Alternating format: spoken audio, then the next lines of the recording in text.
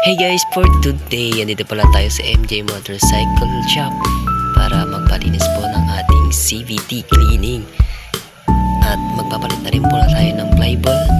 Papalit na rin pala tayo ng L filter, at gear oil at change oil. Ito na pala guys, is binuksan na po nila para linisan ng ating CVT. Napapaaray ko talaga sa sakit ng gastos. Akala ko pag may motor is makakatipid, pero hindi pala. Mas lalong makapagastos. Hirap pala pag may motor, pero sulit naman. Makagagamit naman natin sa araw-araw. Ito na pala guys, is nililinisan na po ang ating CVT gamit ang gasolina. Ito na po, nag-change oil na po sana. Dito lang po yan guys sa highway sa Post Coffee. Tapos na po. Thank you guys.